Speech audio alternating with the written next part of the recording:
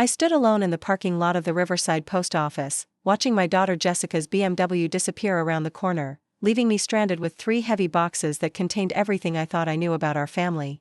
What I didn't realize was that while I was struggling with those packages, the inheritance documents that would change everything had already been mailed to someone else entirely. Before we jump back in, tell us where you're tuning in from, and if this story touches you, make sure you're subscribed, because tomorrow, I've saved something extra special for you. The morning started like any other Tuesday in September. I was in my kitchen in Millbrook Heights, Connecticut, preparing my usual breakfast of steel-cut oats and coffee when my phone rang. Jessica's name appeared on the screen, which surprised me since my 34-year-old daughter rarely called before noon on weekdays. "Mom, I need a huge favor," she said without preamble, her voice carrying that familiar tone of urgency that had gotten her out of countless scrapes since childhood. "I have these important packages that need to be sent certified mail today, and I'm completely swamped with the Morrison account presentation." Jessica worked as a marketing director at Peterson Associates, a mid-sized advertising firm in Hartford. She had landed the position 3 years ago, not long after her divorce from Michael, and had been climbing the corporate ladder with impressive determination. As a single mother to my 8-year-old grandson Tyler, she often juggled more responsibilities than seemed humanly possible. "Of course, honey," I replied, already reaching for my car keys. At 67, I had plenty of time since retiring from my position as head librarian at Millbrook Public Library. Helping Jessica had become one of my primary purposes, especially since my husband Robert had passed away 2 years earlier. "What kind of packages are we talking about?" "Just some business documents," she said quickly. "Nothing complicated. I'll drop them off at your house in an hour, and you can take them to the Riverside Post Office. It's the only one with weekend certified mail service, and these absolutely have to go out today." Something in her tone seemed off, but I attributed it to work stress. Jessica had been under tremendous pressure lately, working longer hours and traveling more frequently for client meetings. As her mother, I wanted to support her however I could. An hour later, Jessica arrived at my colonial-style home on Maple Street, driving her gleaming silver BMW, a car that had always seemed beyond her salary range, but which she'd explained as a lease deal through her company. She was impeccably dressed as always, her auburn hair styled in a sleek bob, wearing a charcoal business suit that probably cost more than I spent on clothes in 6 months. "You're a lifesaver, Mom," she said, giving me a quick hug before popping her trunk. Inside were 3 large cardboard boxes, each roughly the size of a case of wine but significantly heavier. "These need to go certified mail to different addresses. I've got all the paperwork ready." I helped her carry the boxes into my living room, noting how carefully she handled them, as if they contained something fragile or valuable. Each box was sealed with heavy-duty packing tape and labeled with printed address labels in Jessica's precise handwriting. "What's in these, honey?" I asked, slightly out of breath from the unexpected wait. "They feel like they're full of books." "Legal documents mostly," she replied, avoiding eye contact as she arranged her purse strap on her shoulder. "Contract revisions, compliance materials, that sort of thing. You know how lawyers are with their paperwork." The first address was to Hammond & Associates law firm in Boston. The second was to Westfield Financial Services in Providence, Rhode Island. The third was to someone named Catherine Morrison at a residential address in Springfield, Massachusetts. I didn't recognize any of the names or firms, but Jessica's work often involved clients from across New England. "The postage is already calculated," Jessica continued, handing me a manila envelope stuffed with cash and completed shipping forms. "There's extra money in there for gas and your time. I really appreciate this." "You don't need to pay me," I protested, but she was already heading toward the door. "I'm late for my presentation," she called over her shoulder. "I'll pick you up afterward. Should be done by 4 o'clock. Love you." And with that, she was gone, leaving me with 3 mysterious boxes and the distinct feeling that something wasn't quite right about this favor. I loaded the boxes into my 2018 Honda Civic, struggling with their weight and awkward size. The drive to Riverside Post Office took about 20 minutes through the winding roads of our quiet Connecticut town. The facility was a modern building that served several surrounding communities and was known for its extended hours and comprehensive services. Inside, the post office was busier than I'd expected for a Tuesday afternoon. I joined the line for certified mail services, positioning myself behind a young mother with a squirming toddler and ahead of an elderly man who kept checking his watch with obvious impatience. When my turn came, the postal clerk, a middle-aged woman named Sandra according to her name tag, examined the shipping forms with unusual attention.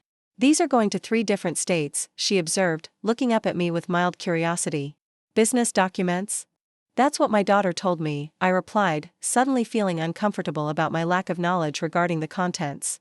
She's in marketing and deals with clients all over New England. Sandra nodded and began processing the shipments, weighing each box and applying the certified mail labels. The total cost came to just over $200, which seemed excessive for business documents, but Jessica had provided more than enough cash. You'll get tracking numbers for all three, Sandra explained, handing me the receipts. Delivery confirmation will be available online within 24 hours. As I walked back to my car, boxes finally dispatched, I felt a sense of accomplishment mixed with lingering unease. The whole transaction had felt somehow significant, as if I'd just participated in something more important than a simple favor for my daughter. I decided to wait for Jessica's call rather than drive home immediately. The post office had a small cafe next door, so I ordered a coffee and settled in to read a book I'd brought along. 4 o'clock came and went with no word from Jessica. By 5:30, I was starting to worry. I called her cell phone, but it went straight to voicemail. Hi, honey, it's Mom. I finished at the post office and I'm waiting for your call. Hope your presentation went well. By 6 o'clock, I was genuinely concerned. Jessica was usually punctual and reliable about keeping her promises. I tried calling her office, but the main number went to an automated system that informed me the office was closed for the day. At 7 o'clock, I finally received a text message. Mom, something came up. Emergency client meeting in New York. Won't be back until late. Can you take an Uber home? We'll reimburse you tomorrow. Sorry. I stared at the message in disbelief. Jessica had never done anything like this before. Even during her most stressful work periods, she'd always followed through on her commitments, especially to family. The idea of leaving me stranded at a post office seemed completely out of character, but what choice did I have? I called an Uber and waited another 30 minutes for the driver to arrive. The ride home cost $43, which Jessica had promised to reimburse, but the money wasn't what bothered me. It was the casual way she'd abandoned me, as if my time and convenience were secondary to whatever emergency had suddenly materialized. Back home in my empty house, I sat in Robert's old chair in the living room, trying to make sense of the day's events. The whole situation felt wrong in ways I couldn't articulate. Jessica's nervousness when dropping off the packages, her vague explanations about their contents, her sudden unavailability after asking me to handle such an important task. I pulled out the receipt from the post office and examined the tracking numbers Sandra had given me. On impulse, I went to my computer and looked up the USPS tracking website. All three packages showed as in transit, with expected delivery dates of Thursday or Friday. For reasons I couldn't explain, I decided to research the addresses Jessica had provided. Hammond and Associates law firm in Boston appeared to be a legitimate estate planning and probate law practice. Westfield Financial Services was a wealth management firm with an impressive client roster. But when I searched for Catherine Morrison at the Springfield address, I found something that made my blood run cold. The address belonged to Catherine Morrison Henley, my late husband Robert's younger sister, who we hadn't spoken to in over 15 years following a bitter family dispute about their parents' estate. Catherine had accused Robert of manipulating their elderly father into changing his will, cutting her out of the family inheritance. The accusation had been baseless but devastating, leading to a permanent rift between the siblings. Why would Jessica be sending certified mail packages to Catherine? And why hadn't she mentioned the connection when I'd seen the address? As far as I knew, Jessica had no relationship with her estranged aunt, hadn't even attended her grandparents' funerals years ago. A terrible suspicion began forming in my mind. Earlier that morning, I'd been so focused on helping Jessica that I hadn't paid attention to the weight and content of those boxes. Now, sitting alone in my living room, I began to wonder if those business documents might have been something else entirely, something much more personal and infinitely more valuable. The next morning brought no word from Jessica, despite her promise to call about reimbursing my Uber fare. When I tried her cell phone again, it went straight to voicemail. Her office phone was answered by a receptionist who informed me that Jessica was out of the office on client business, with no expected return date. This was becoming more than concerning, it was frightening. In all my years as Jessica's mother, she'd never gone silent like this, especially after asking me to help with something she described as critically important. Preparing and narrating this story took us a lot of time, so if you are enjoying it, subscribe to our channel, it means a lot to us. Now back to the story. By Thursday morning, I'd called Jessica's number 17 times with no response. The silence was deafening, and my maternal instincts were screaming that something was terribly wrong. I decided to drive to her apartment complex in West Hartford, a upscale development called Brookstone Gardens where she'd moved after her divorce. The building manager, a friendly woman named Mrs. Peterson whom I'd met during previous visits, seemed surprised to see me. "Oh, Mrs. Caldwell," she said, recognition lighting up her face. "Are you here to see Jessica? I thought she was out of town." "Out of town?" I repeated, my heart sinking. "How do you know that?" "She came by the office Monday evening," Mrs. Patterson explained, checking her logbook. "Said she'd be away for 2 weeks, possibly longer. Asked us to hold her mail and keep an eye on the apartment. Seemed to be in quite a hurry." Monday evening. The day before she'd asked me to mail those packages. This hadn't been a spontaneous emergency trip, it had been planned. The realization hit me like a physical blow. "Did she say where she was going?" I asked, trying to keep my voice steady. Mrs. Patterson shook her head. "Just that it was a business opportunity that might keep her away indefinitely. She even paid next month's rent in advance, which she's never done before." I thanked her and walked back to my car on unsteady legs. Jessica had lied to me. Not just about the emergency meeting in New York, but about everything. She'd known on Monday that she was leaving town, yet she'd waited until Tuesday to involve me in mailing those mysterious packages. The pieces were forming a disturbing pattern, but I still didn't understand what I was looking at. Back home, I sat at my kitchen table with a notepad, trying to reconstruct everything I knew. The timing, the secrecy, the connection to Catherine Morrison Henley, it all pointed towards something significant happening behind my back. I decided to call my neighbor, Dorothy Chen, a retired paralegal who'd worked for a law firm in Hartford for 30 years.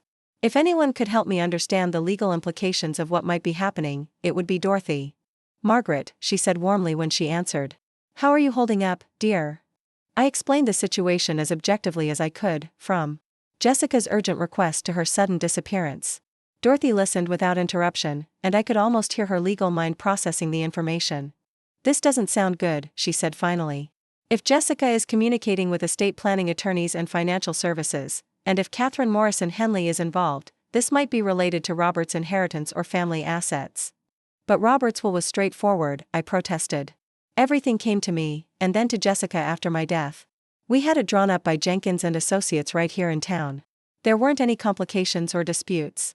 "Margaret," Dorothy said gently, "when was the last time you actually looked at those documents? I mean really examined them, not just filed them away." The question stopped me cold. Robert had handled most of our financial affairs during our marriage, a traditional arrangement that I'd never questioned. After his death, I'd dealt with the immediate necessities, transferring accounts, updating beneficiaries, handling the funeral expenses, but I'd trusted that our family attorney, Harrison Jenkins, had everything properly organized. I haven't looked at them in detail since the reading," I admitted. "They're in the safe deposit box at First National Bank." "I think you need to retrieve those documents," Dorothy said firmly. "Today, something about this situation is setting off every alarm bell in my professional experience." I took her advice, driving immediately to First National Bank where Robert and I had maintained our accounts for over 20 years. The manager, Kevin Walsh, greeted me with the professional sympathy he'd shown since Robert's death. "Mrs. Caldwell, how can I help you today?" "I need to access my safe deposit box," I said, producing my identification and the keys I'd kept in my jewelry box since Robert's funeral. I in the private viewing room, I spread the contents of the box across the small table. Robert's will, our marriage certificate, the deed to our house, insurance policies, and several other documents I hadn't examined in years. As I read through Robert's will carefully for the first time since his death, my hands began to tremble. The will was dated just 6 months before Robert's heart attack. But I distinctly remembered us updating our estate plans years earlier, when Jessica graduated from college. This version was newer than I'd realized, and there were provisions I didn't remember discussing. According to this will, Robert had left everything to me as expected, but with a crucial caveat: if I predeceased Jessica, or if I chose to disclaim any portion of the inheritance, those assets would be divided between Jessica and Catherine Morrison Henley in equal shares. Catherine Morrison Henley, the estranged sister-in-law who'd accused us of manipulating their father's will. The same woman whose address Jessica had written on one of those packages. My mind raced as I tried to understand the implications. Why would Robert include Catherine in his will when they hadn't spoken in 15 years? And why didn't I remember this provision being discussed when we met with Harrison Jenkins? I gathered the documents and drove directly to Jenkins and Associates, a small law firm housed in a converted Victorian mansion on Main Street. Harrison Jenkins himself was in his 70s now, semi-retired but still handling long-time clients. "Like our family. Margaret," he said warmly as his secretary showed me into his office. "This is an unexpected pleasure. How can I help you?" I placed Robert's will on his desk. "Harrison, I need you to explain something to me." This provision about Catherine Morrison Henley, I don't remember discussing it when Robert updated his will. Harrison's expression grew serious as he examined the document. He was quiet for a long moment, then looked up at me with genuine confusion. Margaret, this isn't the will we prepared for Robert. The words hit me like a physical blow. What do you mean? The will I drafted for Robert made no mention of Catherine Morrison Henley, Harrison said, reaching for a file cabinet. Robert was very specific that he wanted everything to go to you, and then to Jessica. He never mentioned wanting to include his sister. Harrison pulled out a thick file and began comparing documents. This is a forgery, he said definitively. A very good one, but not the document we prepared. Look at the signature, it's close, but the pressure and angle are different from Robert's usual writing. And the notarization stamp is wrong. We use a different format. I felt the room spinning around me. If this isn't Robert's real will, then where is the original? That's an excellent question, Harrison said grimly. And I think we need to involve the authorities. This represents potential fraud on a significant scale. As we spoke, my phone buzzed with a text message. It was from Jessica's number, but the tone was unlike anything she'd ever sent before. Mom, stop asking questions. Some things are better left alone. I'm safe, but I need space to figure things out. Don't try to find me. I showed the message to Harrison, whose frown deepened. Margaret, I think your daughter may be in serious trouble. Or worse, she may be the one causing it. The possibility that Jessica was involved in forging her father's will was almost impossible to accept. This was my daughter, the little girl who'd cried when she accidentally stepped on an ant, who'd worked 2 jobs to put herself through college, who'd always been scrupulously honest about everything from broken household items to borrowed money. But the evidence was mounting in ways that couldn't be ignored. The mysterious packages, the planned disappearance, the connection to Catherine Morrison Henley, and now a forged will that would benefit both Jessica and Catherine if I were to die or disclaim my inheritance. What should I do? I asked Harrison, feeling overwhelmed by the scope of what we were discovering. First, we need to secure your assets, he said. If someone is planning to challenge your inheritance based on fraudulent documents, we need to ensure they can't access your accounts or property. Second, we need to contact the police. This isn't just a family dispute anymore, it's criminal fraud. Harrison made several phone calls while I sat in his office, trying to process the magnitude of Jessica's betrayal. Within an hour, Detective Maria Santos from the Connecticut State Police arrived to take my statement. Detective Santos was a no-nonsense woman in her 40s who specialized in financial crimes. She listened to my account with the focused attention of someone who'd seen similar cases before. Mrs. Caldwell, she said when I finished, based on what you've described, we're looking at potential document fraud, identity theft, and conspiracy to commit inheritance fraud. These are serious felony charges. You think Jessica is behind all of this? I asked, still hoping for some alternative explanation. The pattern suggests she's at least involved, Detective Santos replied carefully. The timing of her departure, the connection to Catherine Morrison Henley, and her access to your family documents all point toward a coordinated effort to defraud your inheritance. She took copies of all the relevant documents and promised to begin an immediate investigation. But she also warned me that if Jessica and Catherine were working together, they might already be implementing whatever plan those mailed packages had set in motion. What were you thinking those packages contained? She asked. I assumed they were business documents, I said, feeling foolish for my naivety. But now I'm wondering if they might have been copies of the forged will, or powers of attorney, or other legal documents designed to give them access to Robert's estate. Detective Santos nodded grimly. We'll find out. But in the meantime, you need to be very careful. If significant money is involved, people can become dangerous when their plans are threatened. That evening, I sat alone in my house with all the doors locked and the security system activated for the first time since Robert's death. The woman who'd raised Jessica, who'd trusted her with every detail of our family life, was now afraid of what her own daughter might be capable of. My phone rang just after 10 o'clock. The caller ID showed Catherine Morrison Henley's name, a number I hadn't seen in over 15 years. Hello, Margaret. Catherine's voice was smooth, confident, with an undertone of something that might have been mockery. I think it's time we had a conversation. Catherine, I managed, my voice barely steady. What do you want? I want what's rightfully mine, she replied. What Robert promised me before he died. What you've been keeping from me for the past 2 years. Robert didn't promise you anything, I said, finding my strength. You haven't spoken to him since your parents' funeral. Catherine laughed, a sound without warmth. That's where you're wrong, Margaret. Robert and I had several conversations in his final months. Very productive conversations about family legacy and making things right. I don't believe you. You will, she said confidently. Check your mail tomorrow. You'll find some very interesting documents that will clarify everything. Documents that show Robert's true intentions for his estate. The line went dead, leaving me staring at my phone in the darkness of my living room. Whatever Jessica had mailed in those packages was already in motion, and I was about to discover just how deep this conspiracy went. I barely slept that night, jumping at every sound and checking the locks repeatedly. By morning, I understood that the daughter I thought I knew had become a stranger, and the fight for Robert's legacy, and my own survival, was just beginning. Friday morning arrived with a certified mail delivery that would shatter any remaining illusions I had about my daughter's innocence. The postal worker, a young man named David, required my signature for 3 separate envelopes, each bearing return addresses that made my blood run cold. The first envelope came from Hammond and Associates, law firm in Boston, the same firm Jessica had sent one of those mysterious packages to just 3 days earlier. The second was from Westfield Financial Services in Providence. The third, most disturbing of all, was from Catherine Morrison Henley herself, sent from Springfield, Massachusetts. I carried the envelopes to my kitchen table with trembling hands, knowing that whatever they contained would change everything. I opened Catherine's envelope first, driven by a morbid curiosity about what my estranged sister-in-law had to say after 15 years of silence. Inside was a handwritten letter on expensive cream-colored stationery, along with several photocopied documents.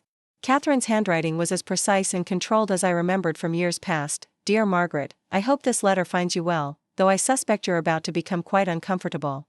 You see, I've recently come into possession of some very interesting documents that shed new light on Robert's true intentions regarding his estate. As you may recall, our family has a history of, shall we say, creative interpretations of inheritance law.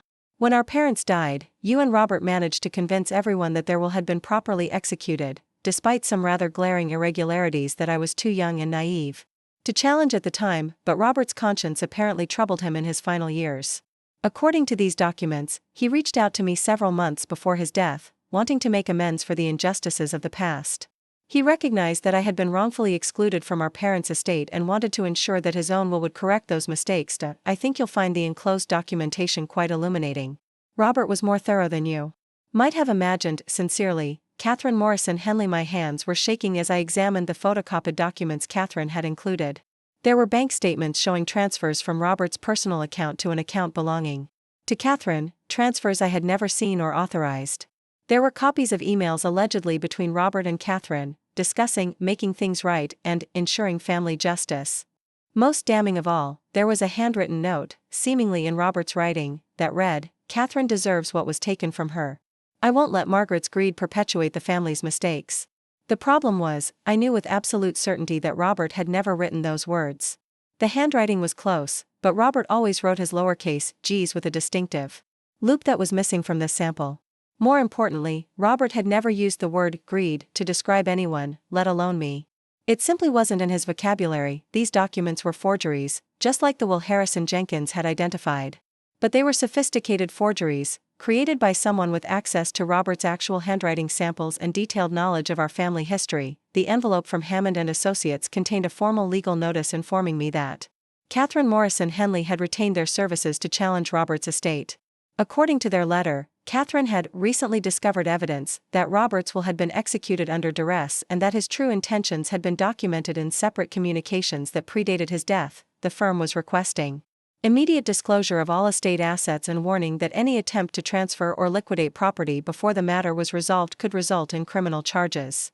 They had scheduled a hearing for the following week to present their evidence to a probate judge. The third envelope, from Westfield Financial Services, was perhaps the most alarming. It contained documentation showing that someone had attempted to claim authority over Robert's investment accounts using a power of attorney that allegedly bore my signature. The financial firm was writing to confirm that I had indeed authorized these account transfers, as the documents seemed to be in order, but the requests had come from an unfamiliar source. I stared at the supposed power of attorney in disbelief. The signature looked exactly like mine, too exactly. It was perfect in a way that my actual signature never was, lacking the slight variations and imperfections that naturally occur when someone signs their name hundreds of times throughout their life. Someone had been practicing my signature, perfecting it until they could reproduce it flawlessly. And I had a sinking suspicion about who that someone might be. I immediately called Detective Santos, who arrived at my house within an hour.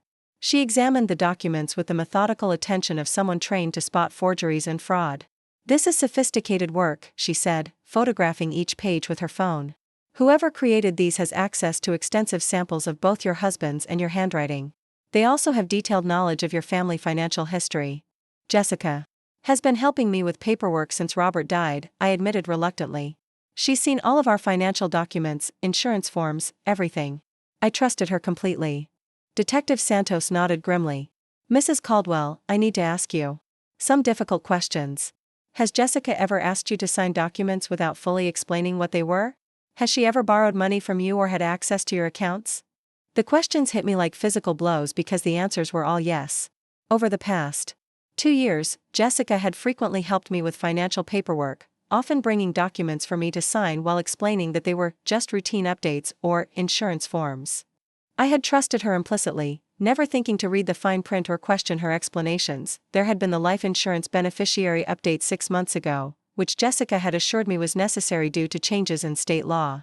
The bank signature cards she'd brought for me to sign, explaining that the bank was updating their systems. The investment account modifications that she described as rebalancing for better returns.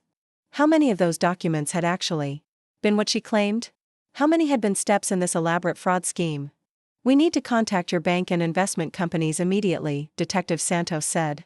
"If Jessica has been forging documents in your signature, she may have already gained access to your accounts." The next several hours were a nightmare of phone calls and emergency meetings. At First National Bank, the manager Kevin Walsh pulled up my account history and his face grew increasingly grave as he scrolled through recent transactions.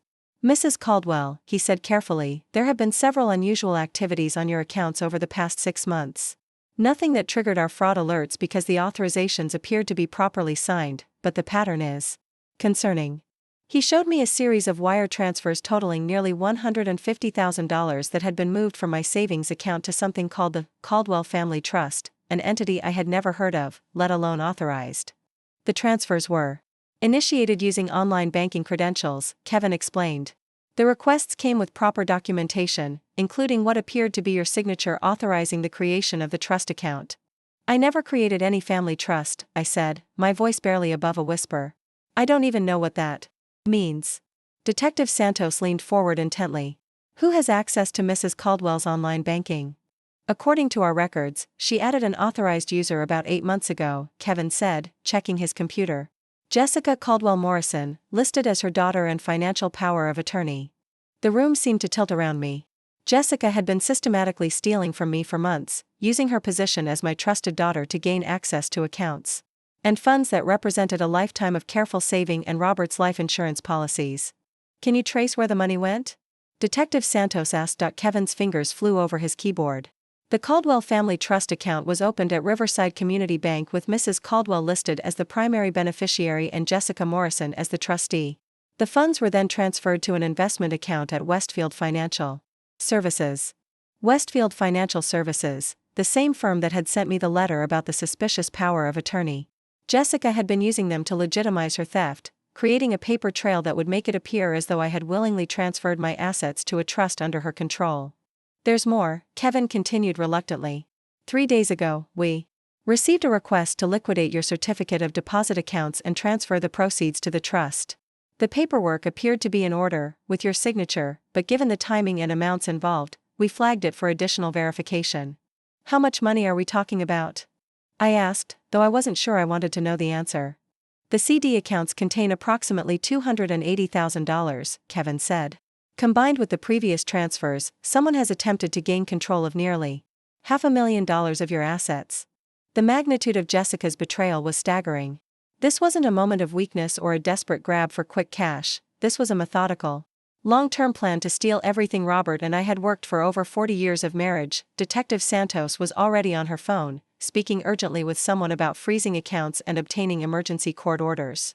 But I was barely listening, lost in the realization that my daughter, the child I had nursed through fevers, helped with homework, celebrated at graduations and mourned with during her divorce, had been systematically destroying my financial security for months. My phone rang, interrupting my spiral of despair. The caller ID showed Tyler's school number, my grandson's elementary school. Why would they be calling me? "Mrs. Caldwell?" The voice belonged to Mrs. Patterson, Tyler's teacher. I'm sorry to bother you, but we have Tyler here in the office. And we're not sure what to do.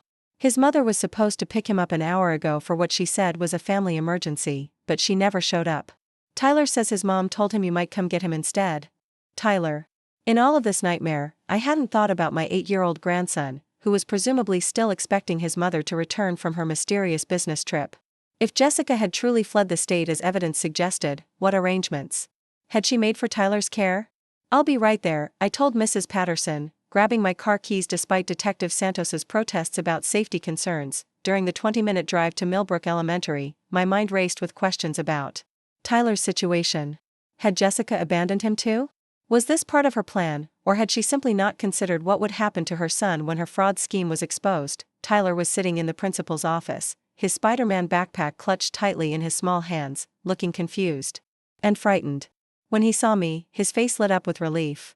Grandma Margaret. Mom said you might come get me. She had to go away for work, but she said it wouldn't be long. I knelt down to his level, struggling to keep my voice steady. How long did she say she'd be gone, sweetheart? Maybe a few weeks, Tyler said with the casual acceptance that 8-year-olds have for adult decisions they don't understand.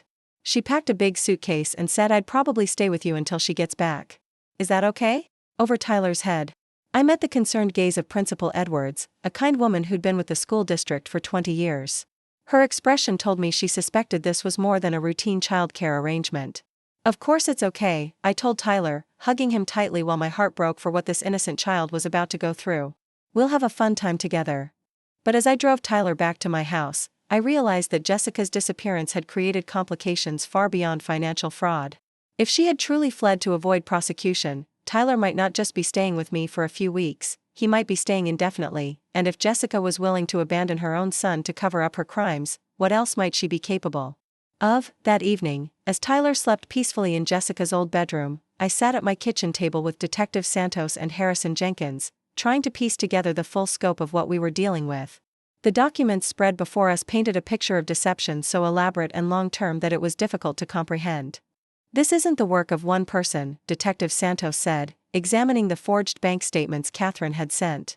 The sophistication level, the coordination across multiple states, the timing, Jessica had help. Probably professional help. Harrison nodded grimly. I've been practicing law for 43 years, and I've never seen document forgery this elaborate in a family inheritance case. Someone invested serious money in this scheme. But why? I asked, exhaustion making my voice hoarse. Jessica was always going to inherit everything anyway. Why risk prison for money she would have gotten legitimately? That's what we need to figure out, Detective Santos replied. People don't usually commit elaborate fraud when they're already the primary beneficiary unless there's something else going on. She pulled out her phone and showed me a photograph. We located Jessica's BMW this afternoon. It was found in the long-term parking garage at Bradley International Airport. She flew out Tuesday night on a one-way ticket to Phoenix, Arizona. Phoenix. The revelation hit me like a physical blow. Jessica had never mentioned any connection to Arizona, never talked about friends or business interests there. It was as if she'd chosen the most random destination possible to disappear into. But here's the interesting part, Detective Santos continued. The ticket was purchased 6 weeks ago, not Tuesday night. This wasn't a spontaneous decision, it was meticulously planned. 6 weeks ago. I tried to think back to what had been happening in our family 6 weeks earlier. It was late July, just after Tyler's summer vacation had started. Jessica had seemed stressed about work, but nothing out of the ordinary. She'd even helped me plan Robert's birthday memorial gathering, which we held every year at his favorite restaurant. There's something else, Harrison said, pulling out a folder I hadn't seen before. I spent the afternoon going through Robert's file more carefully, and I found something troubling. About 2 months before Robert died, he came to my office asking about making changes to his will. My head snapped up. Changes? What kind of changes? He wanted to create a trust structure that would protect the inheritance from creditors and ensure that Jessica couldn't access the full amount until she was 40 years old, Harrison explained. He was concerned about her spending habits and wanted to make sure Tyler's future was secure. This was news to me. Robert had never mentioned any concerns about Jessica's financial responsibility, and he certainly hadn't discussed changing his will to restrict her access to the inheritance. Did he follow through with these changes? Detective Santos asked. Harrison shook his head. He died before we could finalize anything. But here's what's interesting, he mentioned that he'd been having conversations with his sister Catherine about family financial history. He seemed troubled by something she'd told him about their parents' estate. The pieces were starting to form a different picture. If Robert had been reconsidering his will and possibly investigating old family financial disputes, that could have created a powerful motive for Jessica to act before those changes could be implemented. Do you think Jessica knew about Robert's plans to modify the will? I asked. It's possible, Harrison said. Robert was worried enough about something that he asked me to keep our conversations confidential, even from you. If Jessica had overheard discussions or found documents, she might have realized her inheritance was in jeopardy. My phone buzzed with an incoming call from an unknown Arizona number. Detective Santos motioned for me to answer it while she activated a recording app on her phone. Hello? I said, my voice carefully neutral. Mom. Jessica's voice was strained, different from the confident daughter I'd known. I heard you've been asking questions. Where are you, Jessica? I asked, meeting Detective Santos's encouraging nod. Tyler is here with me. He doesn't understand why his mother disappeared without explanation. There was a long pause. Tyler is better off with you right now. I'm dealing with some complications. Complications like forging your father's will and stealing $500,000 from my accounts. Another pause, longer this time. When Jessica spoke again, her voice was harder, more defensive. You don't understand the situation, Mom. Dad was planning to leave everything to that church foundation he was obsessed with in his final months. You would have gotten the house and a small annuity, but the bulk of the estate was going to charity. I exchanged glances with Harrison, who was frowning and shaking his head. Robert had never mentioned any church foundation, and he'd never been particularly religious. That's not true, Jessica, I said firmly. I've seen the real will that Harrison prepared. Everything was left to me, then to you. Harrison doesn't know everything, Jessica shot back. Dad was having secret meetings with other lawyers, making changes behind everyone's back. Catherine found the documentation in Dad's personal papers after he died. Catherine, who you supposedly hadn't spoken to in 15 years? Things change, Mom. Family secrets have a way of coming to light. Detective Santos was writing furiously on a notepad, showing me questions to ask. I read her note and continued. Jessica, I need you to come home. We can work through whatever this is, but Tyler needs his mother. I can't come home right now, Jessica said, and for the first time, I heard genuine fear in her voice. There are people who.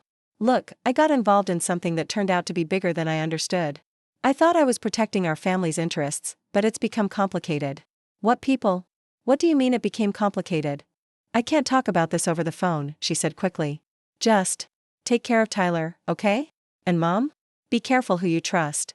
Harrison Jenkins isn't the family friend you think he is. The line went dead, leaving me staring at my phone in confusion. Detective Santos immediately began making calls to trace the number and coordinate with Arizona authorities, while Harrison looked genuinely offended by Jessica's accusation. Margaret, I hope you don't believe that nonsense, he said indignantly. I've been your family's attorney for over 20 years. I would never betray that trust. I studied Harrison's face, searching for any sign of deception. He'd always been reliable, honest, and straightforward in all our dealings. But Jessica's fear had seemed genuine, and her warning about trusting people carried an ominous weight. Harrison, I said carefully, I need to ask you something directly. Have you had any contact with Catherine Morrison Henley since Robert's death? His expression shifted slightly, becoming more guarded. Well, she did call the office a few months ago asking about the estate settlement. I told her that all matters were confidential and referred her to contact you directly. A few months ago? You didn't mention this before. It didn't seem relevant. Harrison said, but he was avoiding eye contact now. She was fishing for information, which is common in family inheritance situations. I gave her no details about the estate. Detective Santos finished her calls and rejoined our conversation.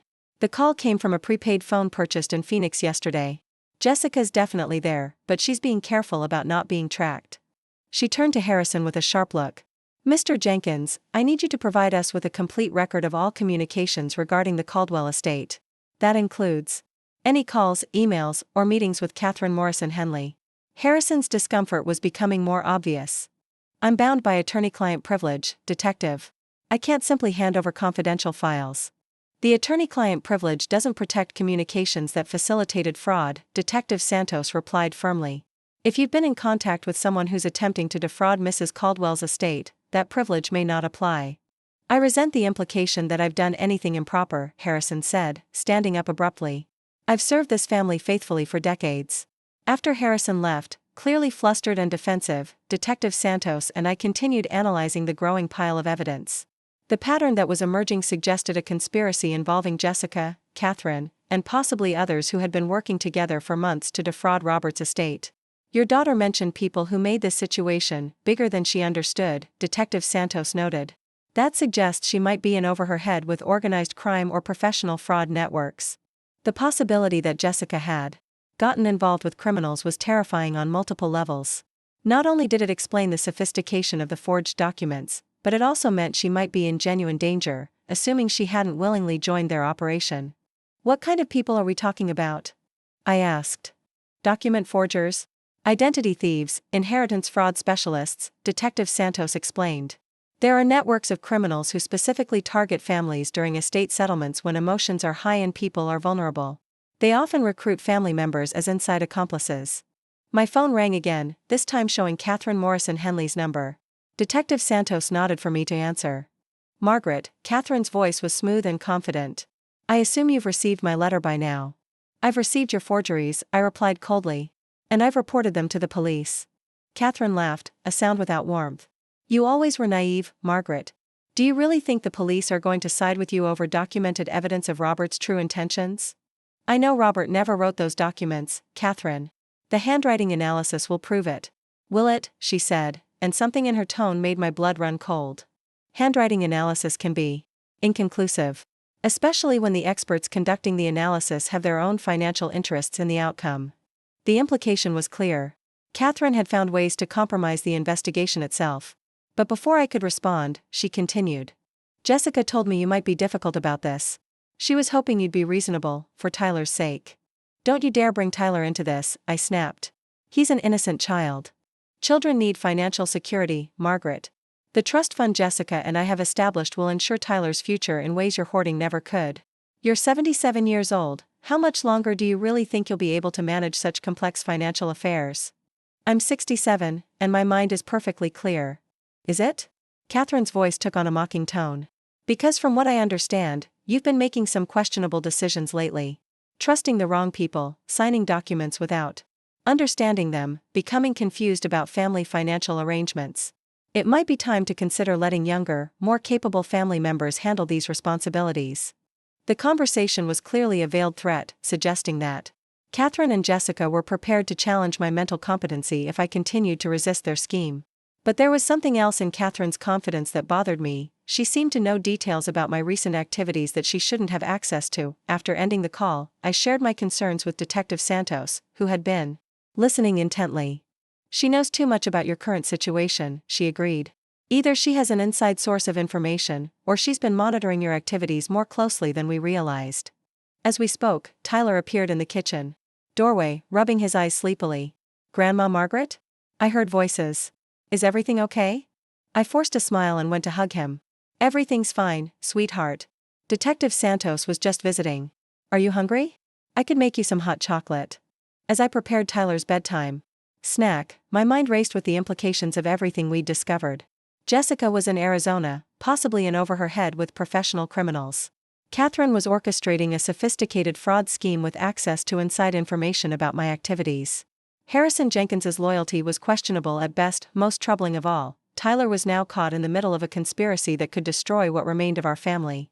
Whatever happened next, I had to find a way to protect him while fighting for the inheritance that would secure his future. But as I tucked Tyler into bed that night, I couldn't shake the feeling that the worst revelations were still to come. Saturday morning brought an unexpected visitor that would change everything I thought I knew about the case.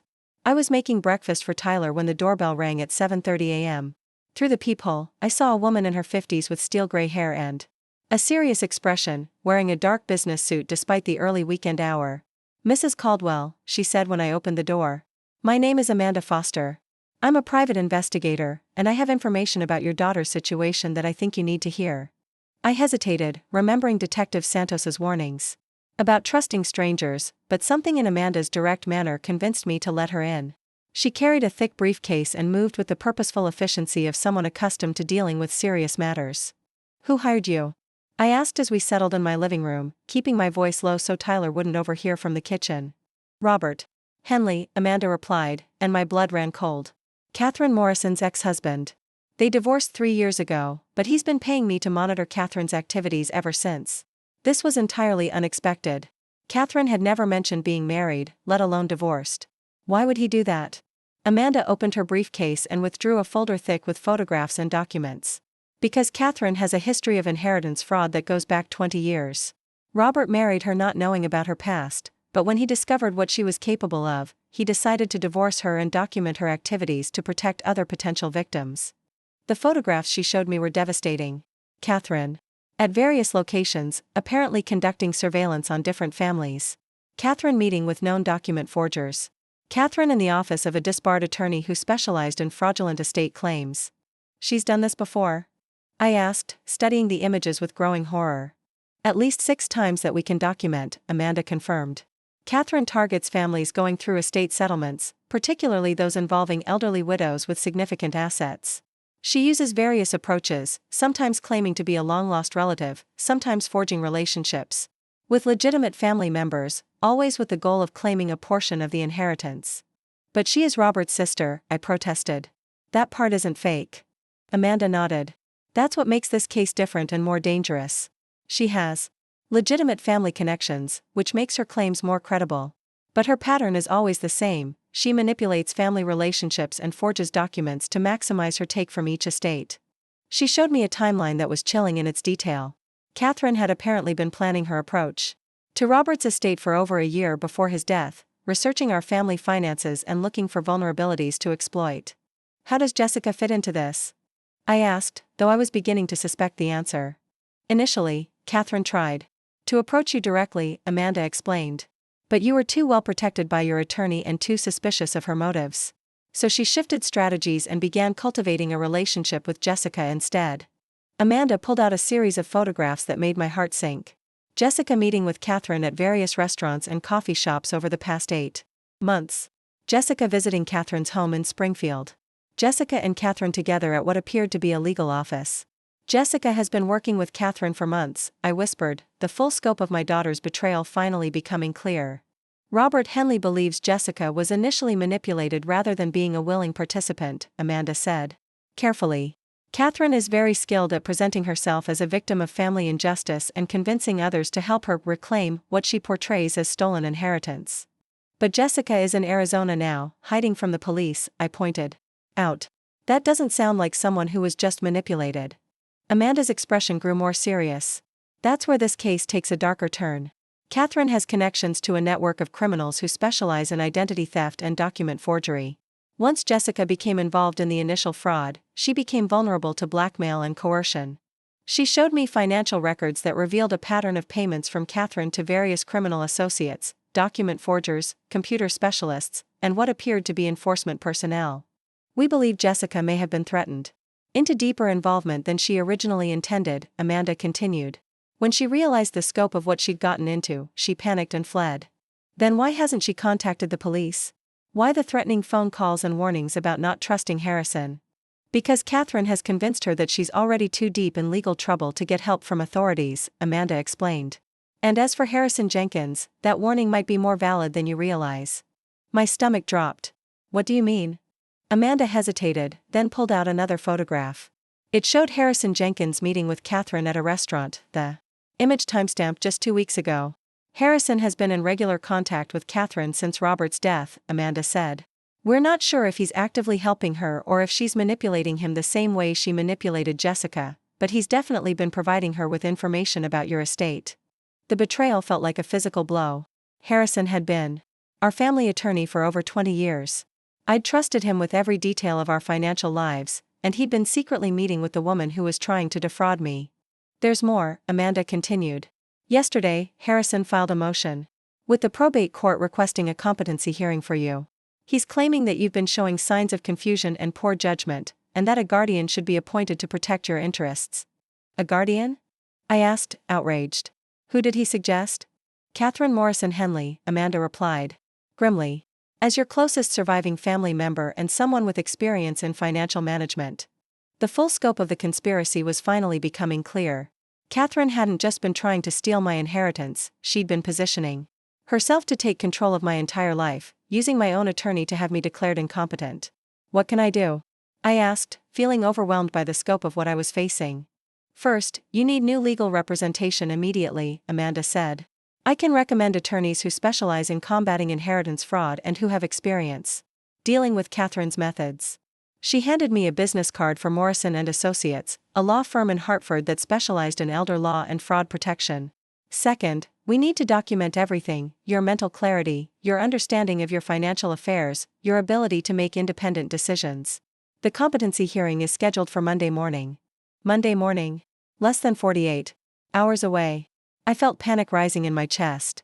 But I have Tyler to take care of, I protested. I can't be dealing with court hearings and attorney meetings. That's actually part of their strategy, Amanda explained. They're hoping the stress of caring for Tyler while fighting the legal battles will make you appear overwhelmed and unable to handle your affairs. As if summoned by our conversation, Tyler appeared in the living room doorway, still in his pajamas, rubbing his eyes. Grandma Margaret? Who's the lady?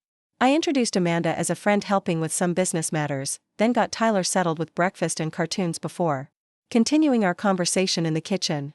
There's something else you should know, Amanda said quietly. Robert Henley has been trying to warn other potential victims about Catherine's activities. He reached out to Detective Santos yesterday and provided information about Catherine's criminal network. He contacted Detective Santos? Yes, and what he told her suggests this conspiracy is much larger than just your family's estate. Catherine is part of an organized group that targets inheritance cases across multiple states. They have connections to corrupt attorneys, document forgers, and even some officials in probate courts. The implications were staggering. If Catherine had corrupted officials in the court system, the competency hearing might be rigged from the start. What did Detective Santos say? She's coordinating with federal authorities now, Amanda replied. Interstate fraud of this magnitude falls under FBI jurisdiction. But the immediate concern is protecting you from Monday's hearing. Amanda pulled out her phone and made a call to Morrison and Associates, arranging for an emergency weekend consultation. Within an hour, I found myself sitting across from Thomas Morrison, a sharp-eyed attorney in his 60s who specialized in exactly the type of situation I was facing. Mrs. Caldwell, he said after reviewing Amanda's documentation, you're dealing with a sophisticated criminal operation that has corrupted your family attorney and potentially other officials. We need to act quickly and decisively. What are my options? First, we file an emergency motion to disqualify Harrison Jenkins from representing any interests in your estate due to conflicts of interest and potential collusion with hostile parties, Thomas explained. Second, we request an independent medical evaluation to establish your mental competency before Monday's hearing. And Jessica? What about getting her back safely? Thomas exchanged glances with Amanda. That's more complicated. If she's truly being coerced by criminals involving law enforcement might put her in more danger. But if she's a willing participant, any attempt to help her could be seen as obstruction of justice.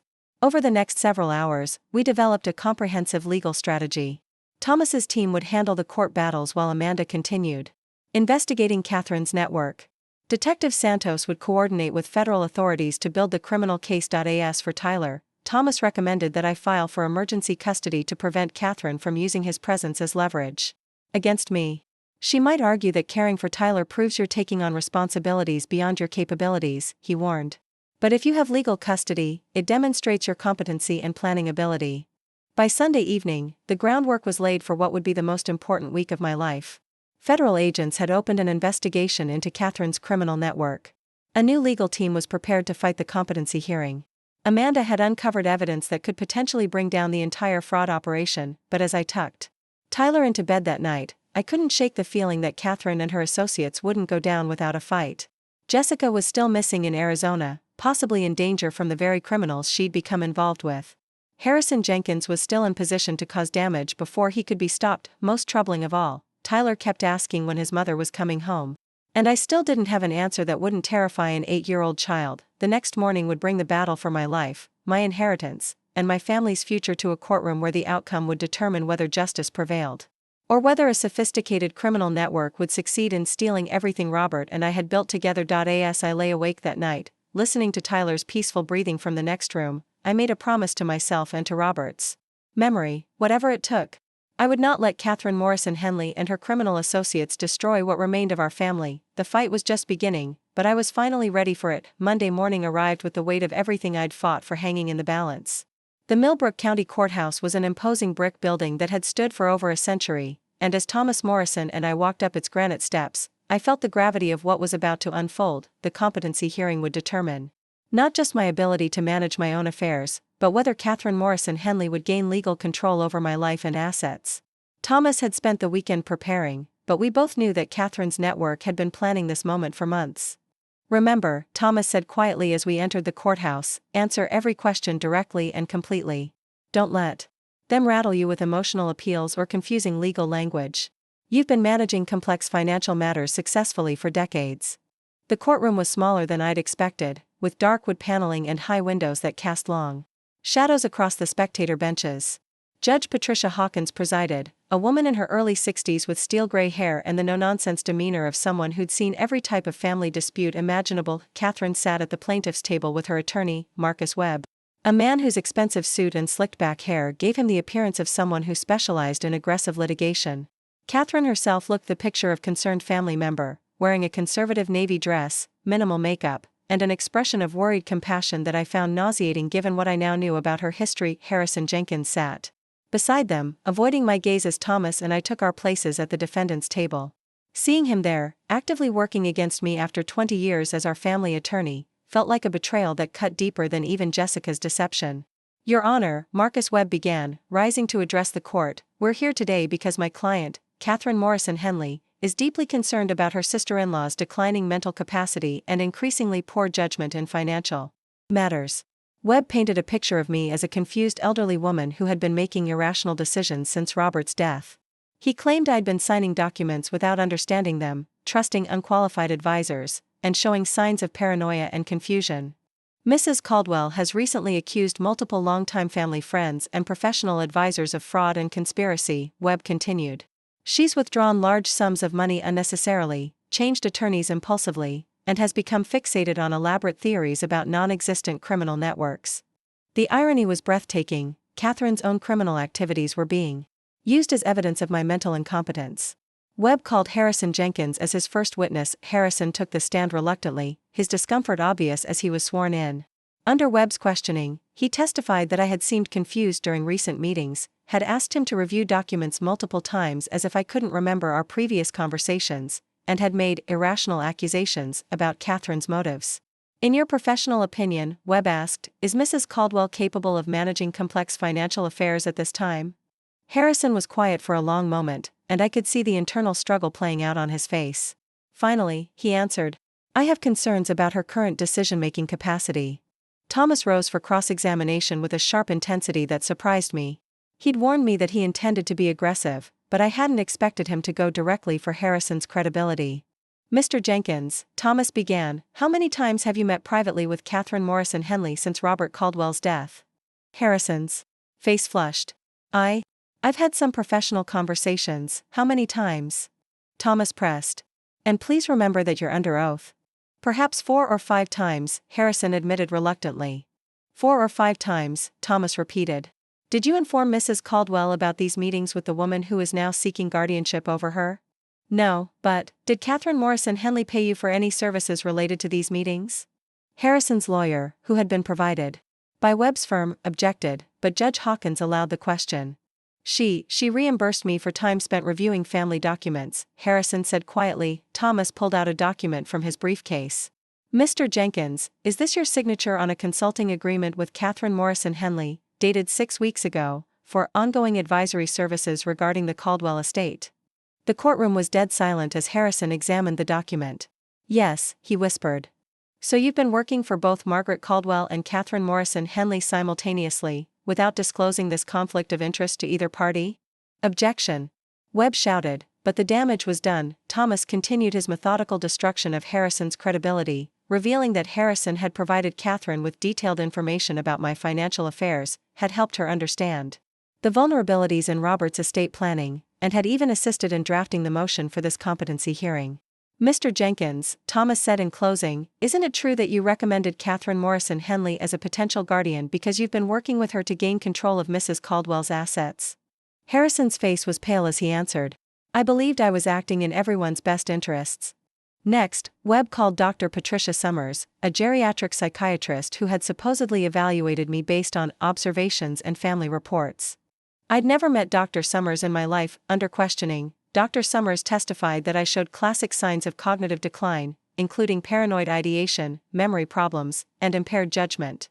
She recommended immediate guardianship to prevent me from making decisions that could harm my financial security. Thomas's cross-examination of Dr. Summers was even more devastating. Dr. Summers, when did you personally examine Mrs. Caldwell? I didn't conduct a formal examination, but based on family reports and behavioral observations, you've never met my client, have you?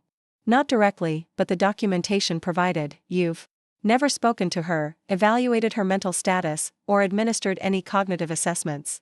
No, but, yet you're willing to testify under oath that she's mentally incompetent based solely on reports from people who are seeking to gain control of her assets? Dr. Summers struggled to maintain her credibility as Thomas revealed that she had a history of providing questionable testimony in inheritance disputes and that Catherine had paid her $5,000 for her evaluation. When it was our turn to present evidence, Thomas called Amanda Foster to the stand. Amanda testified about Catherine's history of inheritance fraud, her connections to criminal networks, and the sophisticated scheme to steal my assets. Mrs. Foster, Thomas asked, in your professional opinion, is Mrs. Caldwell the victim of a criminal conspiracy? Without question, Amanda replied. Catherine Morrison Henley has used the same pattern of manipulation and fraud against at least 6 other families. The only difference in this case is that she's recruited family members as accomplices. Amanda presented documentation of Catherine's previous victims, all elderly widows who had lost portions of their inheritances to Catherine's schemes. The pattern was identical in every case: false family connections, forged documents, corrupt attorneys, and ultimately, guardianship proceedings that gave Catherine control over the victim's assets. Thomas then called Dr. Robert Chen, an independent neurologist who had examined me over the weekend.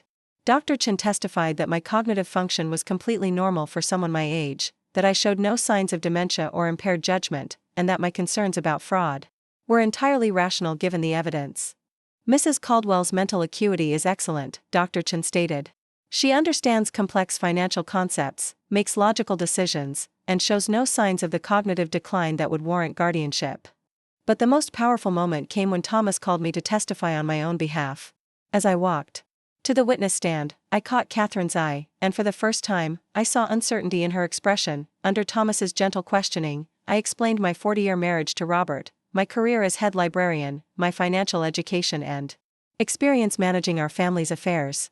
I described in detail my discovery of the forged documents, the systematic theft from my accounts, and the manipulation of my daughter. Mrs. Caldwell, Thomas asked, do you understand what's at stake in today's hearing? Yes, I replied clearly. If Catherine Morrison Henley is appointed as my guardian, she'll gain control of assets worth nearly $2 million, assets that my husband and I spent 40 years accumulating, assets that are meant to secure my grandson Tyler's future. And do you believe you're capable of managing those assets yourself? I've been managing them successfully for 2 years since Robert's death, I said firmly. The only problems arose when people I trusted began working secretly with someone trying to defraud me. Webb's cross-examination was aggressive but ineffective.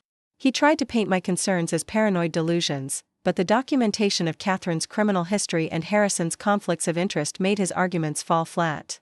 Mrs. Caldwell, Webb said at one point, isn't it true that you've become increasingly isolated and suspicious since your husband's death?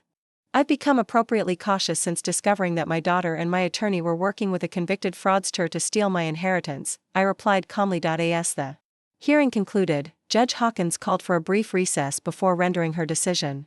Thomas seemed cautiously optimistic, but I could see Catherine and Webb having an urgent, whispered conversation that made me nervous. When court reconvened, Judge Hawkins's expression was grave. This case presents one of the most troubling patterns of elder abuse and inheritance fraud I've encountered in 30 years on the bench, she began. The evidence shows clearly that Catherine Morrison Henley has engaged in systematic fraud against multiple families, that Harrison Jenkins has violated his professional responsibilities through undisclosed conflicts of interest, and that Margaret Caldwell is the victim of a sophisticated criminal conspiracy. Relief flooded through me, but Judge Hawkins wasn't finished. However, she continued, this court has also received new information this morning that affects our proceedings. My heart sank as Webb stood up, holding a manila envelope. Your Honor, Webb said, we've just received documentation from Phoenix police indicating that Jessica Morrison Caldwell was arrested yesterday on federal fraud charges. She's provided a sworn statement that implicates her mother in the conspiracy to defraud Robert Caldwell's estate. The courtroom erupted as Thomas objected furiously and I sat in stunned silence. Jessica had been arrested, and somehow Catherine had turned that development into an attack on me. Judge Hawkins called for order and examined the documents Webb had presented. After several tense minutes, she looked up with an expression I couldn't read. Given these new developments, she said, I'm ordering a 30-day continuance to allow all parties to address these additional allegations. In the meantime, I'm appointing a temporary guardian ad litem to oversee Mrs. Caldwell's financial affairs until this matter can be fully resolved. My heart stopped. Who are you appointing, Your Honor? Judge Hawkins consulted her notes. The court is appointing Thomas Morrison as temporary guardian ad litem, given his expertise in elder law and his demonstrated understanding of this case. Thomas. Relief flooded through me. Catherine's face had gone ashen, her carefully planned hearing had backfired spectacularly, but as we left the courthouse, Thomas pulled me aside with a worried expression. Margaret, we need to talk about Jessica's arrest.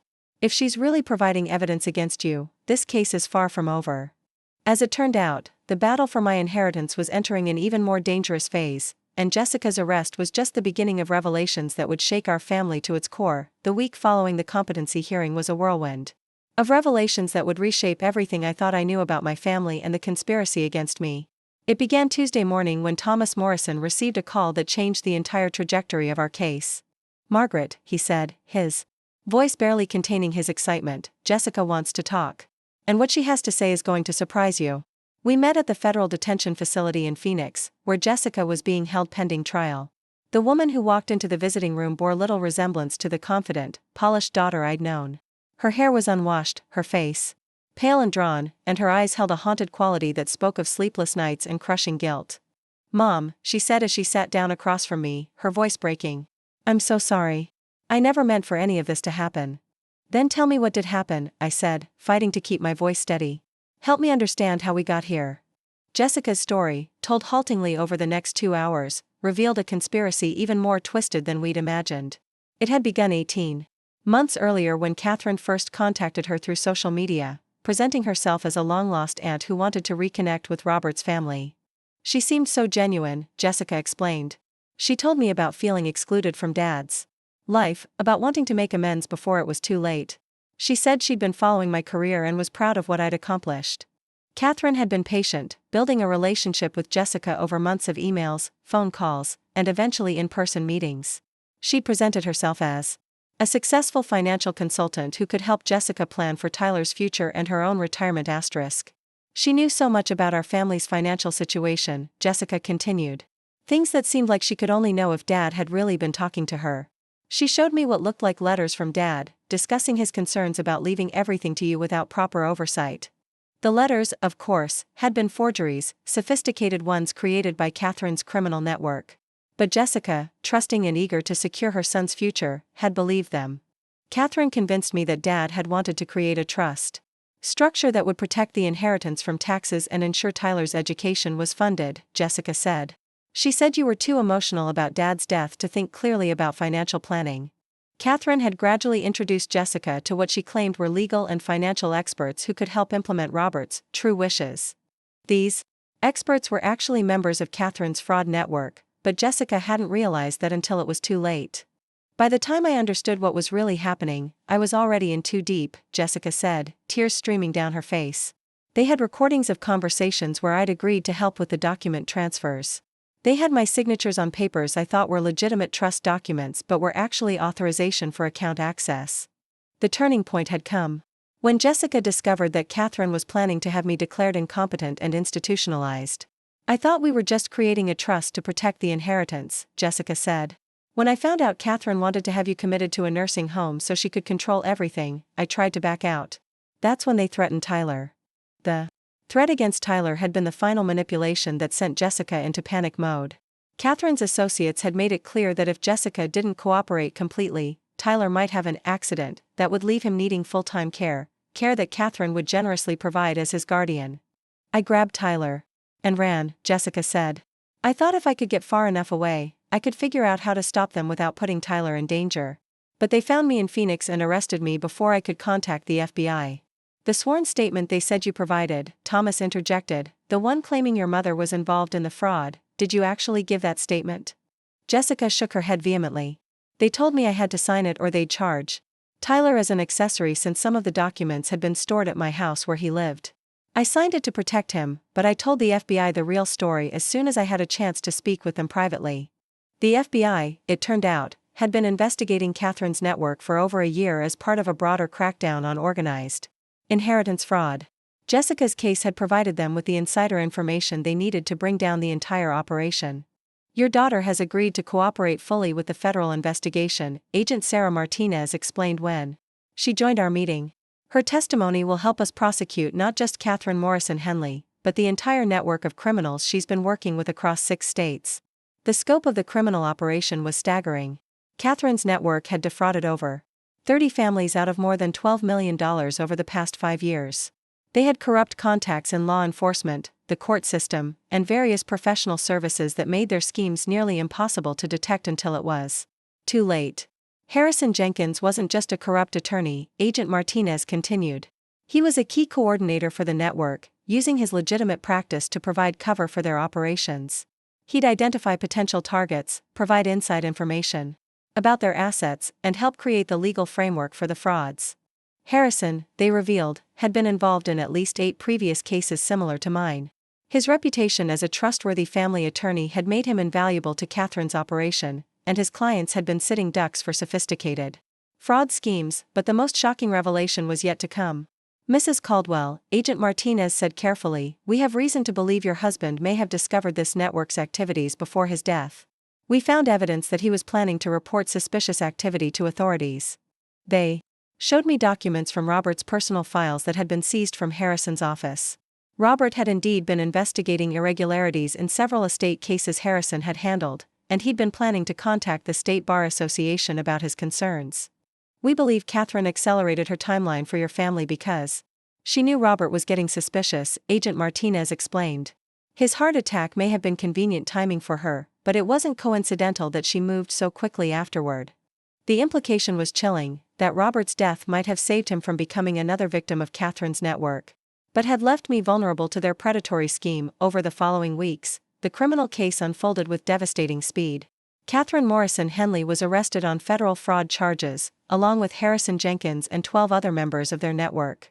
The evidence Jessica provided, combined with Amanda Foster's investigation and the FBI's broader case, painted a picture of systematic criminal enterprise that had been operating for years. The competency hearing was dismissed entirely when Catherine's arrest made her bid for guardianship obviously fraudulent. Judge Hawkins issued a scathing ruling that condemned the egregious attempt to manipulate the court system for criminal purposes, and referred several officials for investigation regarding their potential involvement in the conspiracy. Dr. Patricia Summers lost her medical license for providing false testimony, and Marcus Webb was suspended from practicing law pending a Bar Association investigation. The network of corruption that had enabled Catherine's schemes was being systematically dismantled, but the most important resolution was personal. Jessica was released from federal custody in exchange for her cooperation and testimony. She returned to Connecticut to face the consequences of her actions and begin the long process of rebuilding our relationship. "I don't expect you to forgive me immediately," she said during our first conversation after her return. "I made choices that put Tyler at risk and betrayed your trust. But I want to spend the rest of my life making it right." The financial damage to our family was significant but not catastrophic. Most of the stolen funds were recovered when Catherine's accounts were frozen, though legal fees and the stress of the ordeal had taken their toll. More importantly, Tyler was safe and gradually adapting to the truth about what had happened to his mother. Tyler had been remarkably resilient throughout the crisis, perhaps because children have an innate ability to adapt to circumstances they don't fully understand. As Jessica worked to rebuild her life and career, Tyler split his time between our 2 homes, giving us both the chance to heal and grow stronger. 6 months later, I stood in the same courtroom where the competency hearing had taken place, this time for Catherine's sentencing. She received 15 years in federal prison for her role in the fraud network, while Harrison was sentenced to 8 years and ordered to pay restitution to all his victims. As Catherine was led away in handcuffs, she looked directly at me for the first time since her arrest. There was no remorse in her expression, only cold calculation and the promise that she would continue to be a threat as long as she lived. But I was no longer afraid of Catherine Morrison Henley or the criminal network she'd represented. The experience had taught me that I was stronger than I'd ever imagined, more capable of protecting my family and my inheritance than anyone had given me credit for. Jessica and I developed a new relationship built on honesty rather than the automatic trust I'd extended before. She underwent counseling to address the manipulation she'd suffered and the choices she'd made, while Tyler received therapy to help him process the trauma of his mother's disappearance and arrest. "Mom," Jessica said during one of our weekly dinners, "I need you to know something. Even when I was working with Catherine, even when I believed her lies about Dad's wishes, I never stopped loving you. I was trying to protect Tyler's future in the only way I knew how." "I know," I replied, "and I meant it. But love without honesty isn't really love, Jessica. It's just another form of manipulation." We were both learning to navigate this new dynamic, where trust had to be earned rather than assumed, where love meant holding each other accountable rather than simply accepting each other's actions without question. A year after the ordeal began, I established the Robert Caldwell Foundation for Elder Protection, using a portion of our recovered assets to help other families avoid the kind of sophisticated fraud we'd experienced. Amanda Foster joined as our primary investigator, and Thomas Morrison served as our legal counsel. The Foundation's first major success came when we helped expose another inheritance fraud network that had been targeting military families. The pattern was similar to Catherine's operation but adapted for families dealing with combat-related deaths and PTSD issues. "You've turned your pain into purpose," Amanda observed during one of our foundation meetings. "Robert would be proud of what you've built from the ashes of what Catherine tried to destroy." Tyler, now 9 years old and more mature than any child should have to be, had become the Foundation's unofficial mascot. He would often accompany me to speaking engagements where I warned other families about the signs of inheritance fraud and the importance of protecting vulnerable relatives. "Grandma Margaret," he said after one such presentation, "do you think bad people will always try to hurt families like ours?" It was a profound question from a child who'd seen too much of the world's darkness too early. "Yes, sweetheart," I replied honestly. "But good people will always fight back. And sometimes, fighting back makes us stronger than we were before." As I write this story, 3 years have passed since that September morning when Jessica asked me to mail 3 packages from the Riverside Post Office. Those packages contained documents that nearly destroyed our family, but they also revealed truths that ultimately made us stronger. Jessica has rebuilt her career and her reputation, working now for a non-profit organization that provides financial counseling to fraud victims. She's earned back Tyler's trust and much of mine through consistent actions rather than words. Tyler is a happy, well-adjusted 6th grader who knows more about financial fraud prevention than most adults. He's also learned valuable lessons about trust, honesty, and the importance of standing up for what's right, even when it's difficult. And I've learned that strength isn't something you're born with, it's something you develop by facing challenges that seem impossible to overcome. At 70 years old, I'm stronger, wiser, and more determined to protect my family than I was at the beginning of this ordeal. The inheritance that Catherine tried to steal has been preserved for Tyler's future, but more importantly, we've built something more valuable than money, a family foundation built on truth, accountability, and the kind of love that survives even the deepest betrayals. Sometimes justice comes not from getting revenge on those who wronged you, but from building something better from the ruins they left behind. And sometimes, the most important inheritance you can leave isn't money or property, it's the knowledge that families can survive anything when they refuse to give up on each other. That's the real legacy Robert and I are leaving for Tyler, not just financial security, but the understanding that truth and justice are worth fighting for, no matter how powerful the forces arrayed against them. The packages Jessica mailed that September day contained lies and forgeries designed to steal our inheritance. But the truth that emerged from that deception has given us something far more valuable than money. The knowledge that we can face any challenge and emerge stronger on the other side. Up next, you've got 2 more standout stories right on your screen. If this one hits the mark, you won't want to pass these up. Just click and check them out. And don't forget to like, subscribe and turn on the notification bell, so you don't miss any upload from us.